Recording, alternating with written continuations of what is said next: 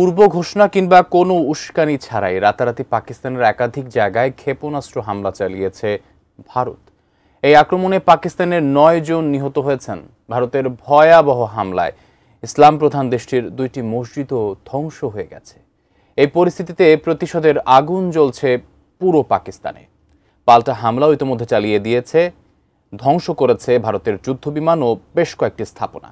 বিস্তারিত জানাচ্ছেন ইশতিয়াক হোসেন। মধ্যরাতের আধারে পাকিস্তান নিয়ন্ত্রিত আজাদ কাশ্মীর সহ একাধিক বেসামরিক এলাকায় ক্ষেপণাস্ত্র হামলা চালিয়েছে ভারত। ভয়াবহ এই হামলায় নিহত হয়েছেন অন্তত 8 জন ও আহত হয়েছেন 35 জনেরও বেশি। পাকিস্তানের সামরিক বাহিনীর মিডিয়া উইং ISPR এর দেওয়া তথ্য অনুযায়ী 7 মে ভোররাতে ভারতীয়রা একাধিক স্থানে চালায় এই হামলা, যেটির লক্ষ্য ছিল বেসামরিক অবকাঠামো, ধর্মীয় স্থান ও স্বাস্থ্যসেবা কেন্দ্র। ISPR এর মহাপরিচালক মেজর জেনারেল আহমেদ শরীফ এক সংবাদ সম্মেলনে জানিয়েছেন, ভারত এই হামলা সরাসরি বেসামরিক নাগরিকদের লক্ষ্য করে চালিয়েছে। এটি আন্তর্জাতিক মানবাধিকার ও যুদ্ধনীতির সুস্পষ্ট লঙ্ঘন। তিনি আরও জানান, এই হামলায় এখন পর্যন্ত 2 জন নিখোঁজ রয়েছেন, যাদের খোঁজে উদ্ধার তৎপরতা চলছে। গ্লিটারের টুইন লেমন ও অ্যান্টিব্যাকটেরিয়াল ফর্মুলা বাসনকে চকচকে জীবাণুমুক্ত করে আমাদের দেয় গ্লিটার গ্যারান্টি। এদিকে 2 দেশের যুদ্ধ পরিস্থিতিতে ধর্মকে পুঁজি করার চেষ্টা করছে ভারত, যেখানে বিশেষভাবে লক্ষ্যবস্তু করা হয় পাকিস্তানের আজাদ কাশ্মীরের কোটলিতে অবস্থিত মসজিদ-ই আব্বাসকে। আর মুরিদকেতে আরেকটি মসজিদও ভারতের ক্ষেপণাস্ত্রের শিকার হয়ে ধ্বংস হয়ে যায়। এছাড়া পাকিস্তানের শকরগড়ের একটি চিকিৎসালয় ও আবাসিক ভবনও ক্ষতিগ্রস্ত হয়েছে।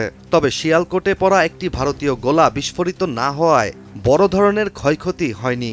কিন্তু ভয়াবহ এই হামলায় আতঙ্ক ছড়িয়ে পড়েছে এসব এলাকায়। তবে দেশটি মুসলিম প্রধান হওয়ার ফলে মসজিদে আক্রমণের ঘটনাটি কোনোভাবেই মেনে নিতে পারছেন না মুসলিমরা। বিশ্ব মুসলিম সমাজেও এটির বিরূপ প্রতিক্রিয়া দেখা দিতে পারে বলে মনে করছেন বিশ্লেষকরা। এদিকে জিও নিউজের একটি প্রতিবেদন থেকে জানা যায়, এই হামলার পর ভারত নিয়ন্ত্রিত কাশ্মীরে স্কুল কলেজ বন্ধ করে দেওয়া হয়েছে। আর উত্তর ভারতেরও বেশ কয়েকটি বিমানবন্দর বন্ধ রাখা হয়েছে নিরাপত্তার কারণে।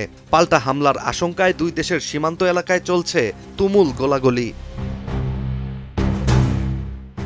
অন্যদিকে ভারত সরকার এখন পর্যন্ত এই হামলার বিষয়ে আনুষ্ঠানিক কোনো প্রতিক্রিয়া না দিলেও সীমান্ত অঞ্চলে যুদ্ধ অবস্থা তৈরি হয়েছে বলেই মনে করছেন আন্তর্জাতিক পর্যবেক্ষকরা।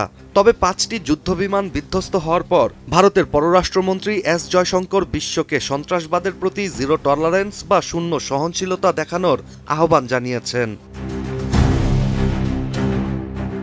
এখন দেখার বিষয়, ভারত ও পাকিস্তানের মতো 2 পরমাণু শক্তিধর রাষ্ট্র যদি ধর্মের নামে সম্পূর্ণ যুদ্ধে জড়িত হয়, তাহলে দক্ষিণ এশিয়ার মানবিক বিপর্যয় কোথায় গিয়ে ঠেকে। Ishtiaq Hossain, ATN news.